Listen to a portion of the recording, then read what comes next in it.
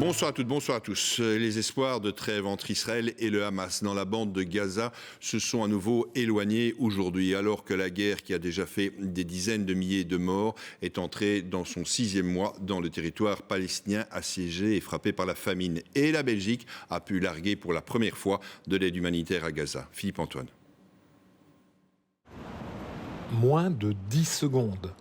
C'est le temps qu'il faut pour larguer les 24 palettes contenant 6000 kilos de vivres et des milliers de kits d'hygiène.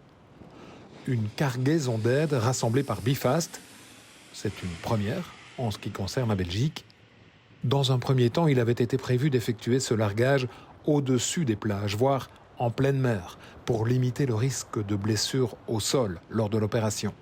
Mais quelques heures avant que l'avion décolle de Bruxelles, les plans ont changé à la demande des Palestiniens. Les Palestiniens ont clairement dit que de leur côté, ils veulent absolument qu'on fasse les largages au-dessus de la terre et non dans la mer. Pourquoi ? Justement parce qu'ils ont besoin des biens et donc ils acceptent le risque de dommages collatéraux parce qu'ils ont besoin de ces biens.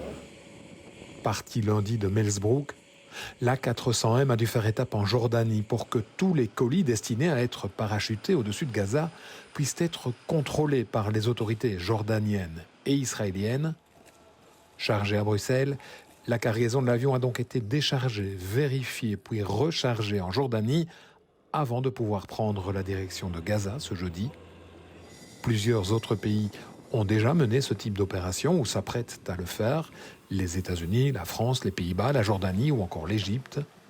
La Commission européenne examine, elle aussi, les possibilités de faire parvenir par les airs de l'aide humanitaire à la population gazaoui.